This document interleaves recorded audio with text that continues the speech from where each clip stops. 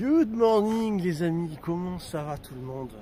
Ah, c'est un petit coin que j'aime bien et c'est une période formidable en ce moment parce que le grand rush de l'été est parti. Donc on a vraiment les plages un peu pour nous. Il reste quand même 2-3 personnes qui tournent, mais bon, ça va quand même. On est quand même tranquille. Octobre, ça va être encore mieux. Et je voulais vous parler au niveau un petit peu les camping-cars aujourd'hui. Je ne sais pas si vous avez fait un tour. On parle VDL en ce moment, on parle salon du camping-car, tout ça. Mais si tu regardes bien, je trouve que les produits aujourd'hui, ce qu'on propose, autant, même les accessoires, produits accessoires, et puis surtout les camping-cars eux-mêmes, aujourd'hui, si tu regardes, ils sont vraiment ric-rac. C'est vraiment ric-rac. Franchement, je pense que le mieux, ça serait un petit peu de revoir ce qui se fait aujourd'hui parce que maintenant je trouve que les cloisons sont beaucoup trop fines. Il y a effectivement une obligation d'avoir un mobilier très léger, puisque sinon on dépasse dans des poids qui vont faire qu'on va dépasser les 3,5 tonnes, tout ça. Mais quand même, franchement, moi j'ai des copains qui ont des véhicules qui sont récents, des abonnés également que j'ai rencontrés. D'ailleurs aujourd'hui j'aurais dû rencontrer un abonné qui s'appelle Jean-Marie, pour pas citer son nom de famille, mais j'ai pas pu, j'ai fait de mon mieux. Je t'ai appelé Jean-Marie avec le numéro que tu m'as donné, mais j'ai pas réussi à t'avoir. Et donc en fait voilà, je trouve que le matos est vraiment léger. Et c'est vrai que moi, si tu veux, avec le Rapido, avec le 90 DF, honnêtement, j'ai du matos. C'est vraiment une petite... on se croirait dans un voilier. Il y a vraiment un mobilier avec une courbure, je ne me lasse pas des belles moulures, comme disait dans le film la souris. Et en fait, tu as vraiment l'impression d'être dans un petit voilier, un bateau comme à l'époque. Bon, j'ai mis une bonnette aujourd'hui, mais enfin, il y aura sûrement un petit peu de vent parce que ça souffle pas mal quand même. Ça crafouillera peut-être un peu, mais enfin moins que la dernière fois. Et donc en fait voilà, je sais pas ce que tu en penses, mais je crois qu'aujourd'hui le matos il est un peu léger et les cloisons sont vides la plupart du temps, c'est espacé, c'est fait au niveau de l'étanchéité. Les véhicules prennent l'eau à partir de 2 ans quand ils sont neufs, donc je t'avoue qu'il y a des fois quand je me dis si je dois changer mon camping-car, passer sur les camping-cars d'aujourd'hui, ça me fait un petit peu flipper. Par exemple, il y a celui de Dany que vous avez vu, Dan sur la chaîne, avec ses panneaux solaires super géniaux là à l'arrière, son panneau solaire qui se relève et tout, les vérins qu'il a fait, c'est super. Mais le camping-car, en fait, par exemple, l'eau, il n'avait pas un axe, il fallait qu'il ouvre une trappe pour remplir l'eau. Alors il a acheté un système qui sort de ses cuves internes. J'ai trouvé ça un peu abusé. Et puis bon, le matos est très fragile, il fait super attention. Par contre, c'est vrai que j'aime bien le concept interne des 2 canapés face à face. Le liquide essence, ça peut être sympa, mais enfin, si tu es avec ta chérie ou quoi, une seconde, non, on va y arriver, bzzz. Tu vois, il faut pas, faut un peu gérer le truc. Moi, j'aime bien que le lit soit là, présent, que si tu veux t'allonger, tu peux le descendre, le monter. Mais après, bon, les 2 canapés sont sympas pour s'allonger le reste du temps dans la journée. Moi, j'aime bien son camping-car à Dany. Allez voir dans les autres vidéos si vous ne l'avez pas vu. D'ailleurs Dany, je devais le voir cet été, j'ai pas pu, justement à cause de petits soucis de santé. Je devais le rejoindre en Auvergne, j'ai pas pu du tout, ça s'est pas fait, dommage. On se fera ça une autre fois Dany, tant pis. J'ai pas pu faire ça, j'étais même pas capable de conduire les enfants, même pas capable de m'asseoir, c'était pas possible. Donc j'ai vu des nutritionnistes, tout ça, laisse tomber, je vous en parlerai dans une autre vidéo, mais enfin tout le monde dit sa sauce sur YouTube. C'est pareil, c'est vraiment un monde où moi je pense qu'il faut vraiment se connaître et voir les choses petit à petit. Mais enfin, si vous avez envie d'en discuter, on en discutera dans d'autres vidéos. Ouais, honnêtement, moi j'ai fait un tour un petit peu au milieu des camping-cars neufs, ce qu'on propose aujourd'hui. Et alors il y a un truc que vraiment j'ai trouvé débile, pardon pour ceux qui ont acheté ça, c'est vraiment mon avis, c'est sympa, mais pour moi c'est un peu débile, c'est les petites caravanes, toutes petites, ces petites caravanes, maintenant elles ont un nom, écris-moi-le, parce que là j'y pense même plus, ça m'intéresse tellement peu que j'ai pas noté le nom, tu vois. C'est cette toute petite caravane, tu rentres à 2, mais vraiment, allez, avec un petit gosse à 3, une petite télé en face, c'est tout petit truc, tu vois, avec une petite flèche comme une remorque. et puis tu te retrouves avec 22 000 euros à l'achat, 22 000 euros la petite caravane qui est ridicule, où tu vas crever de chaud l'été parce que tu vas avoir une réverbération de malade, mais ça les gens qui n'ont pas d'expérience, ils peuvent pas le savoir. Donc ils se disent ah c'est sympa, c'est la mode, tu vois, c'est tendance, donc ils achètent ça. C'est vrai que c'est mignon, mais honnêtement c'est pas viable. Je pense que si tu as une chérie, elle va vite se lasser. Après ça dépend de la nana, mais bon en général les filles elles aiment bien avoir un minimum de confort. Là c'est un peu ric-rac. Et ils vendent ça 22 000 balles. J'ai vu un documentaire où ils t'abaissent à 20 000 euros. Ah génial, j'ai fait une offre. Sauf que tu es obligé d'aller en camping parce que tu vas pas avoir accès aux douches, tu vas pas avoir accès à des commodités. Voilà, ça va pas être terrible. Vraiment, hors camping, franchement ça va pas être sympa. Enfin oui, je trouve que c'est cher pour ce que c'est. C'est pour ça que je dis que c'est débile. Je trouve que c'est trop cher pour ce que c'est. C'est clair que ça n'a pas le coût de revient 20 000 balles. Là, il y a vraiment de quoi. Ils font des fortunes parce qu'ils en vendent plein. Hein. Donc je suis vraiment pas pour ce truc-là. Je déteste vraiment ce concept de facturer ça 22 000 balles. Alors que honnêtement, moi, je peux vous dire que j'ai été dans le milieu du camping-carisme. J'ai vendu des camping-cars pendant 10 ans. D'ailleurs, ça m'a vite saoulé. J'ai arrêté. Et c'est là que j'ai commencé YouTube aussi. Alors j'ai carrément changé de vie. J'ai tout laissé tomber. Tu sais, moi, je roulais en Audi TT. Voilà, ça se passait très bien. J'ai craqué, j'ai tout vendu. Je me suis foutu sur un terrain. Et ça s'est arrêté là. Et j'ai commencé avec très peu, à zéro, parce que finalement, je m'étais bouffé avec tout ce qui était loyer, les frais que j'avais dans une autre vie. Ça bouffait tellement d'argent que même en bossant, en gagnant bien sa vie, ça marchait pas non plus.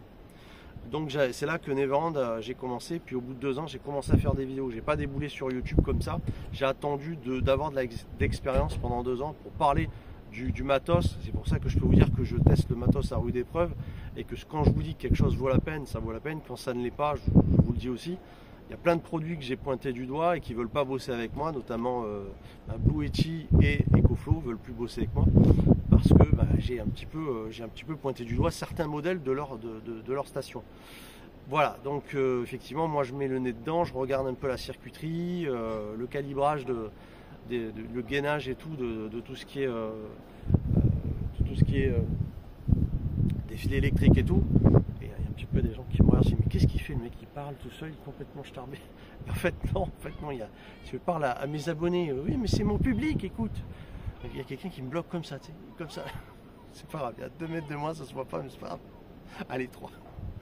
Et donc ouais, voilà, donc je peux vous dire, je connais bien, je pense que ce phénomène de mode de toutes petites caravanes là, qui sont mignonnes, c'est un peu de la poudre aux yeux, et c'est juste un peu joli, mais c'est un truc à vite te lasser, quoi.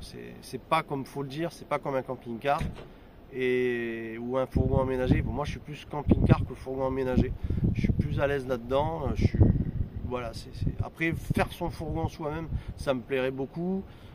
Faudrait faire ça bien, justement, il y a de quoi. Par contre, voilà, les camping-cars d'aujourd'hui, hein, parce que moi, le mien, c'est un modèle qui est, que je dis pas de bêtises, qui est de 2010, je crois, mon camping-car. Je fais pas de conneries. Et les modèles d'aujourd'hui sont vraiment laqués, tout est laqué, c'est très brillant. Ça ressemble un peu à des laboratoires, un peu les camping-cars d'aujourd'hui. Ça manque un petit peu d'âme, c'est un petit peu trop clean, un petit peu trop nickel, un petit peu trop bling bling, tu vois. Et ça, c'est un truc, je pense qu'il faut automatiquement, il faut aimer. Si tu n'aimes pas ce concept de véhicule comme ça, c'est pas la peine. Faut pas y aller, quoi. Donc bon, moi j'ai un petit peu du mal, je préfère les modèles un petit peu 2010 jusqu'à 2015, j'aime bien. Par contre, c'est vrai que j'aime bien le concept, comme je t'ai dit, du camping-car face à face des deux canapés, ça c'est pas mal. Dommage que tout ce qui est encadrement de fenêtres internes, c'est pas solide. Tout ce qui est pareil, tout ce qui est rideau, tout ce qui est là j'ai pas le nom là, tu sais quand tu montes pour ton volet quelque part là. Ah, ça va me venir. Ben c'est pareil, on n'a pas vraiment évolué sur tous les systèmes de fenêtres et on pourrait faire mieux. Franchement, on pourrait faire mieux aujourd'hui. On met du style, on met du goût, c'est quand même assez joli globalement, ça me plaît bien. Mais on devrait aller un peu plus dans la robustesse tout en apportant. Je pense qu'on peut arriver à faire quelque chose de léger, de solide, malgré tout. Et pas un truc qui casse tout le temps. Moi j'ai visité des camping-cars qui étaient tout neufs. Et puis tu avais tous des trucs qui étaient cassés déjà, tu vois, les contours de fenêtres internes ne tenaient pas, avec des agrafes C'est pareil, les ouvertures de frigo, tout ça, c'est hyper fragile, ça tiendra pas, quoi. C'est trop léger. Voilà. Ça, je trouve que c'est un peu dommage. Il y a le marché du camping-car chinois aussi aujourd'hui. Je ne sais pas si vous avez fait attention. Il va d'ailleurs, le gouvernement français empêche de les faire rentrer parce que ce sont des camping-cars qui vont arriver à un prix défiant de toute concurrence et qui sont pas mal du tout, en tout cas pas moins bien que ce qu'on fait en France. Je vous assure que quand vous les voyez, ces camping-cars chinois, bon, du coup, la France ferme le pas pour ne pas les faire rentrer. Mais si jamais ces camping-cars chinois arrivent en France, ça va se vendre à gogo. Parce que, encore une fois, au niveau de prix, ils vont battre tout. Et honnêtement, il faudra voir. Ce sera sûrement peut-être un peu plus léger que ce qu'on fait en France, mais faudra voir. Ce sera sûrement pas beaucoup moins, tu vois. En tout cas, peut-être égal, tu vois. Voilà, donc en tout cas, ça, il faut bien le savoir. Ce qu'on montre avec les camping-cars aujourd'hui, ben, c'est des véhicules qui sont un peu surcotés aussi en prix. C'est un petit peu exagéré, tu vois.